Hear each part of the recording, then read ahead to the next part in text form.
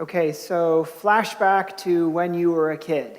And if you are a kid, just be yourself. But flashback to when you were a kid. Did you ever have the experience when you go with your mom or your dad to the grocery store or the department store or something, and you're looking at something on the shelf that interests you, and you stand up and look, and mom or dad are gone? You ever had that experience? You stand up and you look, and they're gone. Mom went around the corner to get something else or whatever, and suddenly you're by yourself. Now, the advice that you're always told is the same advice that you're given when you're lost in the woods, which is stay put, right? But if you're anything like me, you never stay put, right? You start immediately looking for them, and you go around the corner, and if mom's not there, then you go one over another aisle, and if she's still not there, then maybe you start to panic a little bit, but you go and try and find where mom or dad went. Maybe that happened to you when you were a kid. It still happens to me now. It's my wife. I look up and she's gone. How does she do that? But the thing is that you realize that often you can't find mom or dad. They've got to find you, right? Like they've got to be the ones to find you. You can't find them. And I wonder if maybe something like that kind of happens in the Easter story, the story of Jesus' resurrection, because Mary is there in the garden. We see this in John 20. Mary is in the garden. She is looking for Jesus, and she's at the empty tomb, but she finds out that she cannot find Jesus. He has got to find her. And the question becomes, who is she looking for? It's the question that Jesus puts to him, and Jesus is the one that is actually looking for her. And that's what I hope we can hear this morning, that Jesus is looking for us. Now, the story in the Gospels is an old story, and we might not have noticed all the details. The first witnesses to the resurrection, they did not know what they had found. They didn't know what was going on because they didn't see Jesus right away. They saw an empty tomb. And Mary Magdalene and some other women went to Jesus' tomb on the first day of the week, and they found that the massive stone had been rolled away and that it was empty. And then they ran to tell the disciples. And Peter and John, two of Jesus' closest friends, his disciples, they ran to the tomb, and they found that it was just like the women had said. They see the fine linens that had wrapped Jesus' body. They're strewn on the floor. And then they see the cloth that was around his head is off and neatly folded. There is no body. Jesus is gone. And the place is empty, and they might have dared to hope at that point that something bigger than the cross and death was going on. But what exactly were they hoping? And John tells us in verse 9 that they still did not understand the scriptures that Jesus had to rise from the dead, and so they went home. But in the Gospel of John, we see Mary Magdalene remains there in the garden, and Mary is weeping because she's weeping. So much has happened. Her teacher, her rabbi, her friend had been cruelly tried in this kangaroo trial and brutally murdered, and everything that she had hoped for, every dream she had dreamed about him had come apart. It seemed in that moment that maybe he wasn't the Messiah they'd been expecting all along. It seemed like maybe he wouldn't restore the nation of Israel like they had hoped. It seemed like they'd been wrong and everything had crumbled around that dream. Now what? And all she could do was cry. But as Mary takes a second look into the tomb, the gospel tells us that she sees two angels in white. And I don't know what that would have been like for her to see those two angels. She doesn't seem to be the least bit surprised about it. I kind of imagine Mary being delirious from grief, and the angels ask her, "Woman, why are you crying?" And she doesn't seem surprised that there's angels. She just says, "They've taken away my Lord, and I don't know where they've laid him." And then Mary turns away from the tomb, and she turns towards Jesus, even though she doesn't recognize him yet. She doesn't realize who he was. And in fact, Mary thinks he's the gardener, and I always thought that was kind of strange that Mary didn't recognize him. I mean, why would she not have known who he was? It was her friend Jesus. But the interesting thing is that this happens a lot in the Gospels. When Jesus disciples, when they first bump into him after the resurrection on the road to Emmaus in the Gospel of Luke, the two disciples are walking with the resurrected Jesus on the road, and they don't recognize him until he breaks bread with them. When Peter and some of the others have gone fishing, the resurrected Jesus is on the beach and he's calling to them, but they don't recognize him until they get close and he makes breakfast for them. And here's Mary in the garden looking straight at the resurrected Jesus, if through tear-clouded eyes. And she doesn't recognize him until he calls her name. What's up with that? Why don't they recognize him? That always used to bother me. But I think the reason that Jesus' disciples don't recognize him right away after the resurrection has to do with the nature of the work he has accomplished. Jesus has died to sin and risen to glory. He has descended to the place of the dead and rescued the captives. He defeated death, bound the devil, opened paradise. He pioneered the way of salvation. Jesus hasn't been resting these 3 days. Oh no. Jesus has traveled to the edge of eternity and returned, and he doesn't look quite like he used to. And I don't think it's that he's worse for wear. I think it's that it's kind of more like when you go back to your high school reunion 20 years later, 30 years later, 40 years later. And you see someone that you knew back in high school, and they kind of look familiar to you, but maybe they've changed. They've walked life's journey. They've seen the good and the bad. They've loved and lost, and all of that has changed them. This happened to me not long ago. I didn't go to a reunion, I went to a funeral, but we went to my old elementary school in Illinois. We went back there a couple months ago, and it's now my little nieces and nephews' elementary school. And I was walking around there with all the kids in the hubbub, and I'd see people, and I'd kind of think, I must know them. But I haven't seen them for 20 years, so I can't think of their names. My brothers would say, "Do you know who that is?" And I'd say, "No, I don't." But, it's these people that they look familiar, but they've gone on life's journey. There's a lot of time that's passed. There's a lot of water under the bridge, and it's changed them. It's changed me. It's changed all of us. It's still us, still our faces, but we've been on this journey. I wonder if it's a little bit like that for Jesus. He's been on this inconceivable journey from death to life. He's accomplished salvation, and it's changed the way the disciples see him. Jesus has come into his own, and in this case, into the fullness of his identity as the Son of God. Now, Jesus asks Mary two questions in the passage from today. In verse 15, he says, "Why are you crying?" And then he says, "Who are you looking for?" And Mary just thinks he's the gardener. She just wants Jesus' body back. But Jesus starts to break through the fog of Mary's grief. And notice how he does this. He asks these questions, and then he says her name. He says, "Mary." And there it is, Mary, that name spoken through the pain, her name spoken through hardship, her name spoken with love from the one who knew her name before she was born, Mary. And then she gets it. That light bulb goes off. Jesus has found her, and she says, "Rabboni," or Rabboni, which means my rabbi, my teacher. And Jesus tells her that his work is not quite done. He says he must ascend to the Father. He says that he must finish the work of carrying human life to the very heart of God. But he gives Mary this mission and tells her to go back to the disciples and proclaim the good news that he is alive and he's returning to the Father God. And Mary runs back and she tells those disciples, she says, "I've seen the Lord." But before Mary recognizes Jesus, before Jesus speaks her name, before Jesus gives her a charge to keep and he sends her back to the disciples, Jesus asks her a question and he says, "Who are you looking for?" Now think about the beginning of Jesus' ministry. In the Gospels, in the Gospel of John, Jesus is walking along and two of John the Baptist's disciples, they come along after him and they're following him a little bit, and Jesus kind of turns around and he says to them, "What are you looking for?"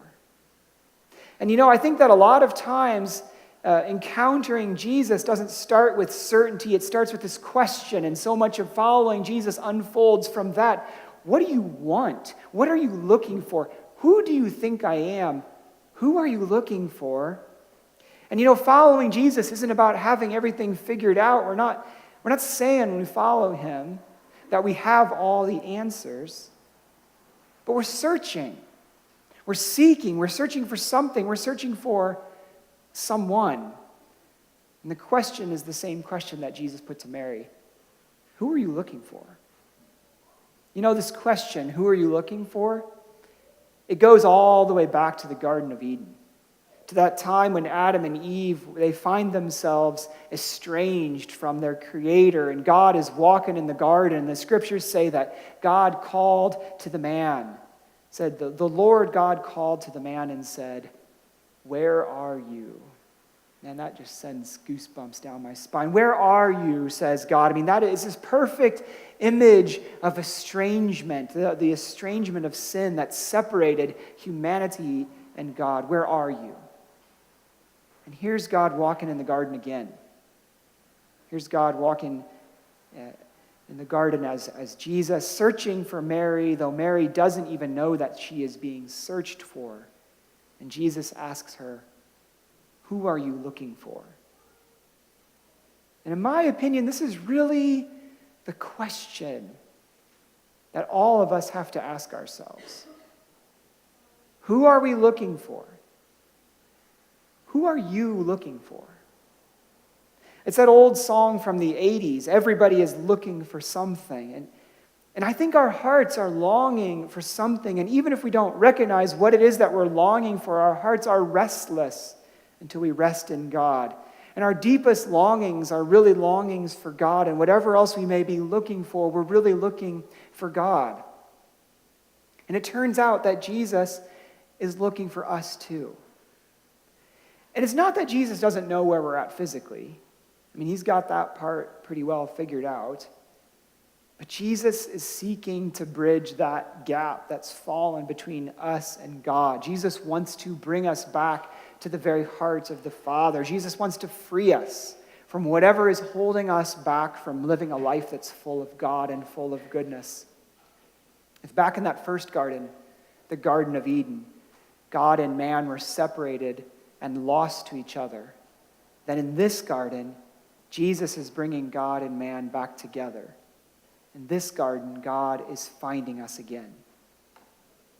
And the point of all of this is to say that wherever you're at, Jesus is looking for you.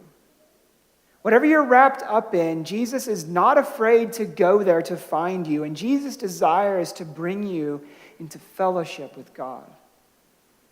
But who are you looking for? I think all too often we are looking for something or someone else besides God. We're looking for someone who will make us happy, someone who will complete us, someone who will do what we want, someone who will please us. And even if we are looking for God, we might not know exactly who we're looking for. We might be looking for the God who will fulfill our wishes, or the God who will punish our enemies, or the God who will judge the sinners. And Jesus asks Mary, "Who are you looking for?" And there have been a lot of times when people have gone looking for some false idea of God. Think of the Apostle Paul on his road to Damascus. The guy hated the church. He thought that the followers of Jesus dishonored God, and so he wanted to have them arrested and punished. But on that road to Damascus, he had this "who are you looking for" moment when Jesus appeared to him and said, a question, "Why are you persecuting me?" And it turned out that Paul had been looking for the wrong God, and he didn't realize it until Jesus found him. Who are you looking for? When I was a child, I thought like a child. I had this image of Jesus that was nice, this image of Jesus that was safe. That's who I thought he was, this nice guy, this safe guy. That's who I was looking for. And it wasn't until I got into college before I really read the Sermon on the Mount and paid attention to it. And I dig into the Sermon on the Mount and I'm like, wait, what? Jesus said this? Jesus said, love your enemy? What's he talking about? Who was I looking for? And in a lot of ways, I think I was looking for a false sort of tame, safe image of Jesus. Jesus asks Mary in that garden, "Who are you looking for?" And she really answers with a kind of prayer. In verse 15, she says, "Sir, if you have carried him away, tell me where you have put him, and I will get him." So I don't know if you noticed that, but that word that is translated "sir," that word is Kyrie, the same word that we sing when we sing Kyrie eleison. It means Lord. And it's a word that pops up all over the Bible in the Old Testament and the New to be the name of God. It's Lord. So Kyrie eleison, Lord have mercy. And Lord is the name of God in the Bible. Back in Exodus 6, 2 and 3, God talks to Moses and he says, "I am the Lord." And God says that he had appeared to Abraham and Isaac and Jacob, but that he had never revealed his name as the Lord to them like he does to Moses. And the word in the Greek Old Testament is always Kyrios or Kyrie. I am the Lord. I am Kyrios. And this is what Mary says. She says, Lord, Kyrios. It's kind of like a prayer. It's this accidental sort of prayer. And in fact, over the next couple of weeks, we're going to be looking at other places in the Gospels where people pray an accidental prayer to Jesus. It's Mary calling out to God. She says, "If you have carried him away, tell me where you have put him, and I will get him." It's like she's praying, "Lord, where's Jesus? Lord, let me have Jesus." Mary's is a searching prayer. Maybe you've been there, praying, "Lord, where are you? Lord, how do I find my way to you?" Mary's is a prayer from someone who doesn't know where to turn. Lord, where is Jesus? And in response to Mary's searching prayer, Jesus speaks her name. He says, "Mary." And when he speaks her name, it's that moment of connection. When Jesus speaks her name, it's the moment when Mary's seeking meets Jesus seeking. And Jesus doesn't grab Mary and shake her. Jesus doesn't force Mary to recognize him. He just says her name, Mary. And that's when Mary realized that Jesus was looking for her. And I think Jesus is looking for you. I think that Jesus is calling your name, and you might not be totally sure if you believe or what you're looking for, and that's okay, because meeting the resurrected Jesus starts with a question. I'm convinced that Jesus is searching. He's searching for you. He's searching for all of us. And in fact, I bet you've experienced this.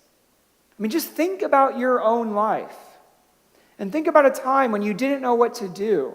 And think about a time when you were feeling lost, and it might have been that sort of in the garden moment like Mary had. And then Jesus showed up. And it could be through somebody praying for you.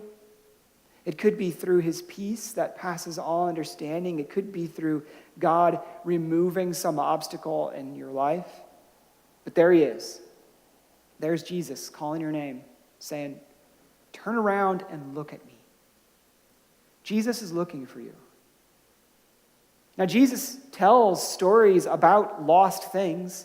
That's who he is. There's the good shepherd who goes out and finds the lost sheep. There's the lady who searches for the lost coin. There's the grace of the Father that finds the Son, even though he's lost in the far country. And Jesus tells these stories because our God is a seeker and a finder. That is the heart of God. That's grace. God is looking for us. Jesus is looking for you. And the Apostle Paul, he said that being found by Jesus was what mattered most in his life. And he says this, that he had suffered the loss of all things and regards them as rubbish in order that he may gain Christ and be found in him. And if you think about that, it's pretty amazing. I mean, Paul, who had all of this knowledge, all of this training, all of this privilege, he was a seeker after truth. He knew how to go through the ancient scriptures and to search them for the will and ways of God. But what counts most for him is not how brilliant of a seeker he is, but rather the fact that Jesus has been seeking him and that Jesus found him. It's like that old song, I was lost, but now I'm found. Jesus is looking for you. I bet there have been a lot of times in your life when you have bumped into Jesus. Other people just at the right time, the scriptures, ways that he has opened up a possibility for your life that you never suspected or imagined. Jesus is looking for you. Jesus is calling your name. That is what he does. And I think of Peter on the lakeshore and Matthew behind his tax booth, both found by Jesus. And I think later on of St. Francis, who grew up in privilege and wealth in Assisi, Italy, but he has this vision of following Jesus to live and work among the poor. He's found by Jesus. And I think of countless people from all walks of life who were transformed and changed and drawn into God's grace, found by Jesus. I think of myself, found 10,000 times by this Jesus who just keeps showing up in the garden when I least expect him. You know, Mary didn't find Jesus because she had it all together or because she was more worthy than anybody else. Mary found Jesus, or really was found by Jesus, because she showed up and asked questions. This gives me hope. Jesus has this habit of turning up and calling our name. And you know, no matter how much we love people, Jesus always loves them more. And I'm convinced that he keeps finding ways into people's lives, even those who seem the most lost. Jesus has his ways. And sometimes we're the way he reaches people. It's just like what Jesus told Peter on that boat back in the beginning of the gospel. Do not be afraid. From now on, you'll be catching people. He has his ways. So here's the good news of Easter. This is the good news of Easter. Jesus is alive. Jesus is still at work. And no matter what's going on in your life, no matter where you're at, Jesus keeps showing up in that garden. He's calling your name. Jesus is looking for you.